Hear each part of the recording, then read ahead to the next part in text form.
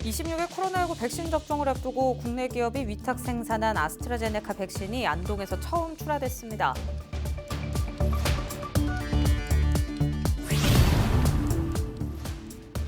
경남도 경찰청이 코로나19 백신 공급에 있어 수송, 유통, 보관, 접종, 안전 지원을 위한 종합 계획을 수립했습니다.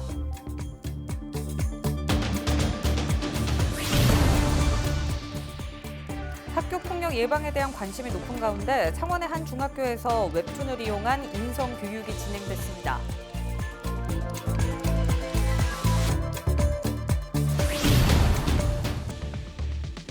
(2022년) 창원 특례시 공식 출범을 앞둔 창원시가 광역시급 권한 확보를 위한 대책 보고회를 열었습니다.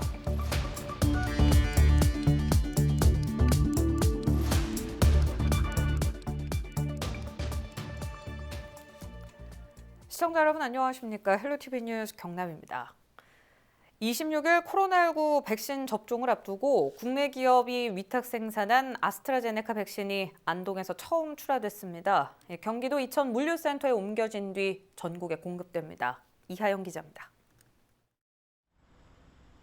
손꼽아 기다리던 코로나19 백신이 드디어 모습을 드러냈습니다. 아스트라제네카 백신 국내 위탁 생산 업체인 SK바이오사이언스는 24일 안동 공장에서 국내 첫 코로나19 백신을 출하했습니다. 네, 오늘 저희 SK바이오사이언스에서 출하되는 이 백신이 국내 집단 면역에 중요한 계기가 될 것으로 기대합니다. 아무래도 백신은 안전성과 유효성이 가장 중요한 부분이기 때문에 그 점에 대해서 신경을 많이 썼습니다. 출하 현장에는 정세균 국무총리가 참석해 백신 적재함을 직접 봉인하고 물류센터로 떠나는 차량을 환송했습니다. 이제 백신과 함께 코로나19와의 싸움에서 반드시 승리해서 하루빨리 국민들께 일상을 돌려드릴 수 있도록 최선을 다하겠습니다. 안동에서 출하되는 물량은 157만 회, 78만 명분으로 닷새간에 걸쳐 전국에 순차적으로 공급됩니다. 아스트라제네카 백신은 2도에서 8도 정도의 일반 냉장 보관이 가능하지만 운송과 보관 과정에서 온도 유지가 중요한 만큼 군과 경찰이 수송 작전을 지원합니다. 이송 첫날 43만 회분을 실은 백신 수송 트럭은 군과 경찰의 호송을 받으며 안동을 떠났습니다. 이곳 안동 공장에서 출하된 백신은 경기도 이천의 물류센터로 옮겨진 뒤 오는 28일까지 전국의 보건소와 요양병원으로 운송됩니다. 가장 먼저 백신을 맞게 될 대상자는 65세 미만 요양병원 입소자와 종사자로 26일부터 접종이 시작됩니다. 헬로티비 뉴스 이하영입니다. 코로나19 백신 공급이 예정된 가운데 경남도 경찰청이 수송, 유통, 보관, 접종 안전 지원을 위한 종합 계획을 수립했습니다. 경남도 경찰청은 백신 수송 일정이 18개 시군에서 동시다발적으로 이뤄질 경우를 대비해 권역 접종센터는 도경찰청이, 지역 접종센터는 일선 경찰서에서 호위한다고 설명했습니다. 또 영남권 백신 접종 중추 시설인 양산부산대 병원에는 경찰 특공대를 사전에 배치해 백신 탈취 시도를 비롯한 우발 상황에 대비하는 테러 예방 활동도 진행합니다. 또 각 지역 접종센터의 질서 유지를 위해 핫라인을 개설하고 순찰 강화와 신속한 112 신고 대응, 상황에 따른 사설 경력 배치까지 계획에 포함됐습니다. 요즘 인기 웹툰은 드라마나 영화로 만들어질 만큼 영향력이 크죠. 만약 웹툰을 이용해 학생들의 인성교육이 진행된다면 어떨까요? 창원의 한 중학교가 시도에 나섰는데 선생님과 학부모, 지역 웹툰 작가가 손을 잡고 환경 개선에 나섰습니다. 반응이 뜨겁다고 하는데요. 권정숙 기자가 보도합니다. 시험을 망쳤다며 자신을 탓하는 학생. 제대로 하는 게 없다며 자존감을 잃어가지만 친구들의 응원으로 다시 힘을 냅니다. 학교 생활을 다룬 웹툰입니다. 그런데 이 웹툰을 볼 수 있는 곳은 온라인이 아닌 한 중학교의 복도입니다. 학교 폭력, 따돌림 같은 문제를 쉽게 전해줄 방법을 찾던 선생님과 학부모들이 웹툰을 좋아하는 학생들의 시선에 맞춘 것입니다. 웹툰은 학생들에게 지금 현재 굉장히 친근하게 다가갈 수 있는 그러한 컨텐츠입니다. 그래서 학교를 학생들에게 애착 있게 소개를 하는 방법도 있고, 그다음에 학교 폭력 예방 등 인성 교육에도 크게 도움이 될 거로 생각하고 기대하고 있습니다. 자신들도 고민하던 문제. 교내 곳곳으로 들어온 낯익은 웹툰에 학생들의 반응도 남달랐습니다. 웹툰 작가분께서 그려주신 저희 학교 교복을 입고 있는 친구들을 보고 처음에 굉장히 신기함을 느꼈고 그림에 대해서 이야기하면서 친구들과 좀 더 친밀해질 수 있는 시간이었던 것 같아요. 네, 원래 있던 글 형식보다는 이렇게 웹툰 형식으로 해가지고 친구들이 더 인식 속도도 빠르고 더 이렇게 편안하게 생각할 수 있어서 더 좋다고 생각되고 이렇게 웹툰으로 바꿈으로써 얻는 효과가 학교 폭력이 조금 더 잦아들 수 있다고 저는 그렇게 생각됩니다. 이런 변화에는 웹툰 작가의 협업도 주요했습니다. 참여한 작가들은 지역 작가를 발굴하고 활동 범위를 넓히는 한 장이 될 것으로 기대했습니다. 온라인으로만 올리는 웹툰이 아니고 이렇게 지역이랑 같이 연계를 해서 해 나가는 이런 프로젝트가 생기는 게 되게 좋아요. 지금은 아직 한 군데밖에 없지만 앞으로도 더 확장을 해서 경남에 있는 모든 작가들이 모여서 한번 해볼 수 있는 그런 어떤 의미도 되게 클 것 같아요. 실제 이러한 협업은 지역사회 다양한 분야로 확대될 수 있다는 분석입니다. 학교 폭력, 환경, 미래 직업군 이런 것들 아이들이 좀 궁금해하는 그런 것들을 웹툰으로 표현했기 때문에 지역에 있는 웹툰과 관련된 작가들이 굉장히 많습니다. 이런 분들이 또 참여할 수 있고요. 이런 다양한 참여와 이런 시너지를 통해 가지고 학교 환경이 다양하게 개선될 수 있다고 봅니다. 한 학교가 시작한 발상의 전환이 지역의 변화의 날갯짓을 시작했습니다. 헬로티비 뉴스 권정숙입니다. 달고 짜다는 뜻의 요즘 말 단짠 들어보셨습니까? 그만큼 감칠맛이 있어서 많은 사람들이 선호하는데요. 건강한 단짠의 정석, 대저 짭짜리 토마토가 본격적인 출하를 시작했습니다. 지금부터 4월까지가 가장 달고 맛있다고 하는데 장보영 기자가 전해드립니다. 초록빛 토마토가 햇빛 아래 주렁주렁 매달려 있습니다. 달고 짠 풍미를 자랑하는 대저 짭짜리 토마토입니다. 여름 작물인 토마토, 대저에서는 한겨울에 재배합니다. 낮과 밤의 일교차를 견뎌내면서 과육이 더욱 단단해지고 당도도 높아지는 겁니다. 낙동강 하구, 염분을 머금은 토양 덕에 짠맛까지 갖춘 지역 특화 농산물입니다. 1m 팔면 조개 껍질로 옵니다, 이게가. 유일하게 짭짜리는 대저에서 못 온다. 그래서 지금 현재라도 날씨가 좋아서 적당히 좀 올겨는 먹기는 좋습니다. 짭짜리 토마토의 당도는 8에서 10브릭스 사이, 일반 토마토보다 3배 더 답니다. 50% 정도 익으면 수확이 시작되는데 과육이 물러질 때까지 상온에서 5, 6일 정도 보관할 수 있습니다. 이렇게 노랗게 꽃이 핀 뒤 2개월이 지나면 약간은 푸르스름한 토마토가 수확됩니다. 이후 3일 정도 지나면 완벽히 숙성된 토마토를 맛볼 수 있습니다. 오직 대저에서만 수확할 수 있다는 장점에 짭짜리 토마토의 재배 면적은 5년 전 260헥타르에서 현재 320헥타르로 20%가량 증가했습니다.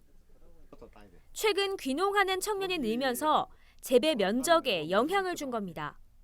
지난해 수확된 토마토는 12,000여 톤으로 올해 수확량이 더욱 늘어날 것으로 보이는 가운데 농가들은 다양한 유통망 확보에 집중하고 있습니다. 코로나19 여파로 토마토 축제가 2년 연속 취소된 상황.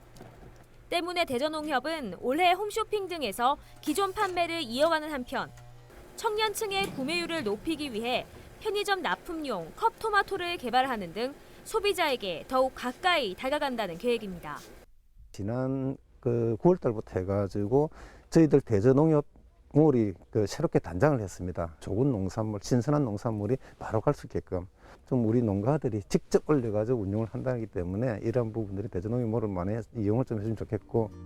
지난해부터 2.5kg 소규모 포장으로 2, 3인 가구를 공략하고 있는 짭짜리 토마토. 올해는 어떤 변화로 구매자들의 마음을 사로잡을지 주목됩니다. 헬로티비 뉴스 장보영입니다.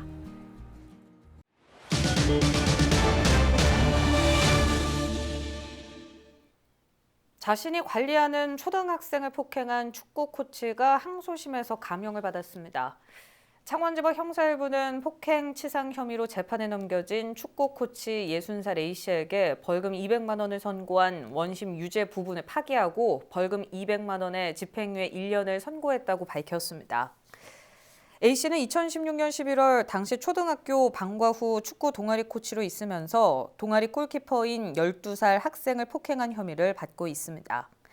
A씨는 피해 학생이 골키퍼가 아닌 공격수로 뛰게 해달라고 계속 조르자 손으로 학생의 얼굴과 머리, 가슴을 밀었고 이로 인해 피해 학생은 얼굴 등을 다쳐 전치 2주 진단을 받았습니다.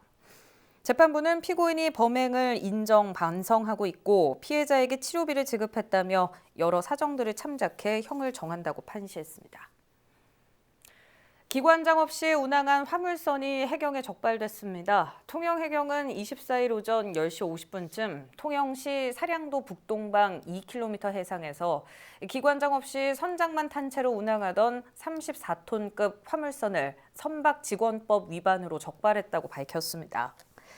선박직원법에 따르면 선박의 크기, 용도와 선박 항행의 안전에 관한 사항 등을 고려해 승무 기준에 맞는 해기사가 승무해야 합니다.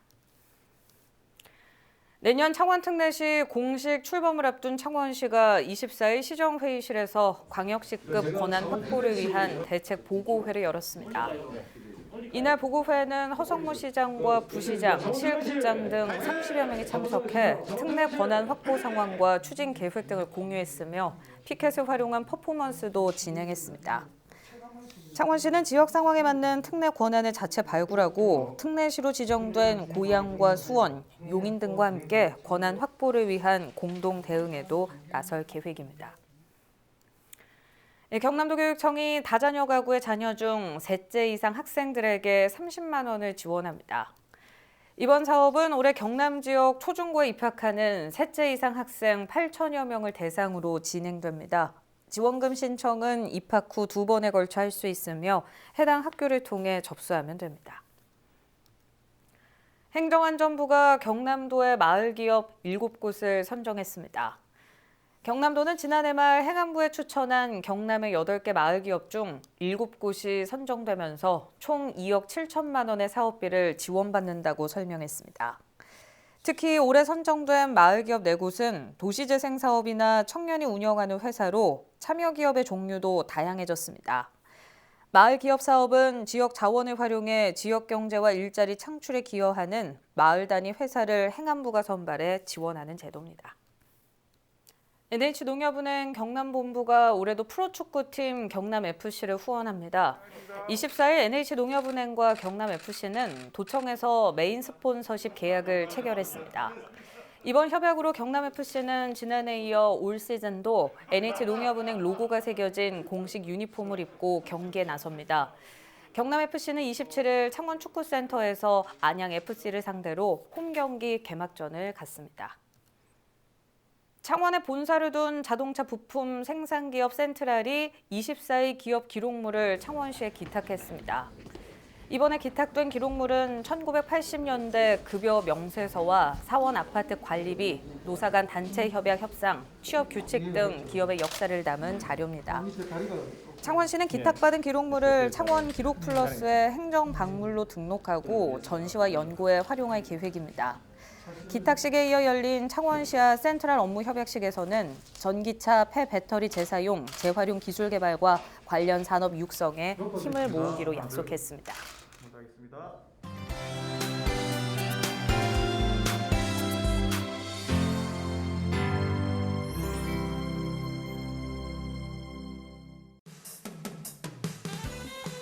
거창군이 동화 스토리텔러 자격을 갖고 있는 군민 16명을 거창한 이야기 할머니 강사로 위촉했습니다.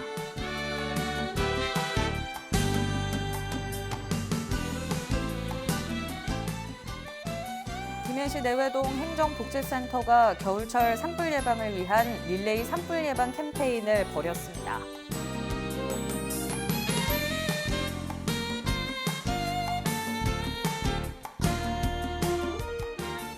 함안군이 군청 민원실에서 지역민들에게 무료로 가훈을 써주는 행사를 진행합니다.